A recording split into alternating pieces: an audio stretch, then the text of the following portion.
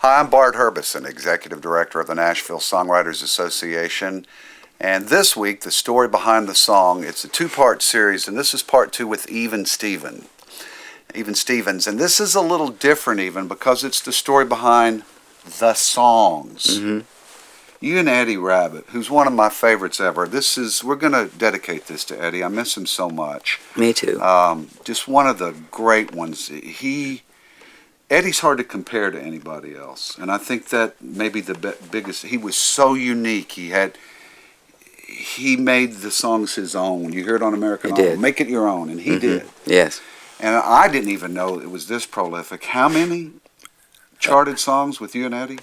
Well, probably about 20. I think we had 17 number ones, but I think we had more than 20 songs that were in the top 15, you know.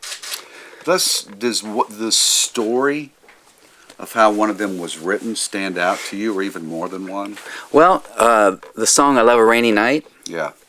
That was kind of interesting because Eddie had, when we'd get together to write, he'd always bring up this song title, and he had a little piece that was about 10 seconds long on a cassette.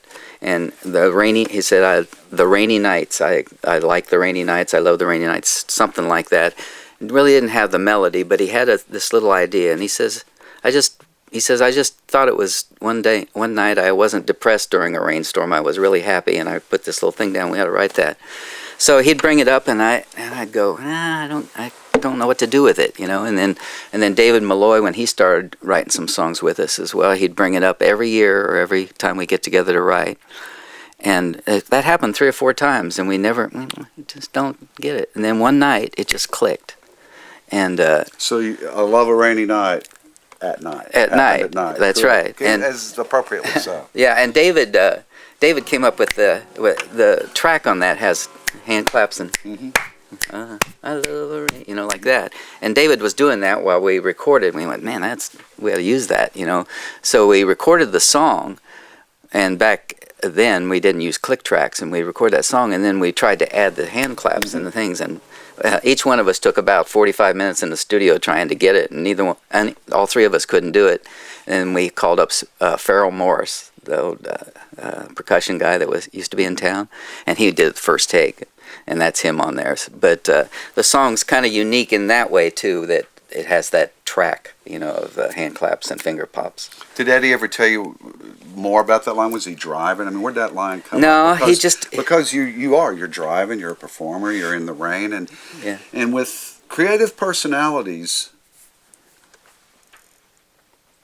moments that could be seasonal affective disorder kind of moments, it's the opposite with creative personalities. I can literally see Eddie somewhere driving and just getting into that rain and the beat and the windshield wipers. He didn't really ever say that, but he just he was persistent about the idea for years and years and years, and we never could get it. Usually he and I could write like that. We could write an idea really quick, you know, and get on it. But I think it was because it was kind of a negative idea, really, because most people don't like rainy nights, you know. But that's the genius of it. Well, that's what's good about it, I think. And I'll tell you, when I play out, people love that song, and they know every word of it and sing along, and I'm real proud of that, you know, because I see them all smiling out there when I first kick into it, and it's a great feeling to know that they know the song that well. One of my favorite songs of all time, you know I'm an Elvis freak. Right. Kentucky Rain that Eddie wrote. Yeah. It always seemed to me, Eddie, there's people that kind of over-copy Elvis.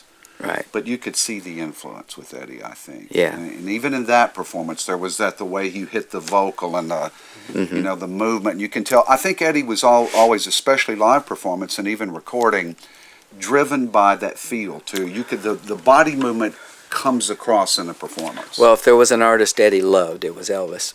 And Eddie could sing like anybody. He could sing exactly like Elvis. He could sing just like George Jones. He could sing like Lefty Frizzell. I mean, he really could do it. It sounded like them. But he had to find his own voice to do records, you know, and he did. We found that thing that was uniquely him, too, because he couldn't mimic anybody. But he loved Elvis, and that's... How'd you and Eddie get connected? Well, I went to a party, and I hadn't had much going on at that point, but I got invited to a party at over by the Tin Angel. Mm-hmm. It used to be Bishop's Pub, Right. and I used to play there free and pass the hat to get gas money and everything. And he had an apartment there, and I got invited to a party over in that same complex, and he was there, and we met. And I was driving a Scout Jeep at the time, and I lived in that thing for a year, and I slept in the back. And he said, "I see you got a Jeep. I'm moving tomorrow. Would you help me move?" And I went, "Yeah, sure, I'll help you move." So I get over there the next day, and he says, "I got a monkey." I went, "What?" He says, "I've got an organ grinder monkey named JoJo." I went, "Well, oh, that's strange." He goes, "Yeah, I've got a cage up there, and it's a big cage. It's about 6 foot tall and about 5 foot square, and I was thinking maybe we could put it in the back of your truck."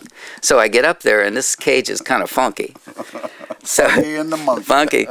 And he goes, "We can stick it in the back of your truck." I go, "Well, hold it, dude." I said, "I don't know you that well. I sleep back there, and I ain't putting that in my Jeep." And he says, "Well, how about on top?" So we put it on top, and I helped him move, and we became friends. And we actually didn't write any songs for about maybe 6 months. That's a hell of a story. It is, isn't it? And that monkey tormented me for years. When we were writing, I was the only one that he could let the monkey out of the cage around, because I was there all the time at his house when we'd write. And so the monkey became a fixture around us, and that thing would sometimes just grab a hold of my hair and pull chunks of it out, and I'd say, "This monkey is a pain in the ass, Eddie." And he'd go, "I know, but I love the monkey. I can't get rid of the monkey." So when he was going to get married, which I was the best man at, he says, I'm having a $5,000 cage built for the monkey for the new house. And I went, "That monkey ain't ever making that new house, I'll tell you that." He goes, "Oh, yeah." The monkey never made that. That's what I thought. So he found it a good home. well, this is about stories, and that's a great one. So this week, the story behind the song, the many songs they did together. And thank you. It's part of America's culture. It really is. They still get recorded. McGraw recently, a few years ago, did Suspicions. Yes. You hear them all the time. But this week, for the Tennessean, Even Stevens, and I Love a Rainy Night.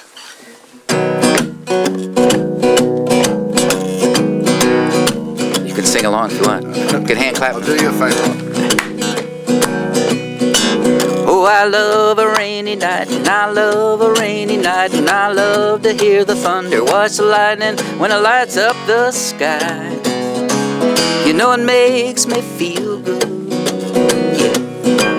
Oh, I love a rainy night, it's such a beautiful sight. I love to feel the rain on my face, taste the rain on my lips, in the moonlight shadow. Showers wash all my cares away. I wake up to a sunny day, 'cause I love a rainy night. I love a rainy night. Yeah, I love a rainy night. You can see it in my eyes. I love a rainy night.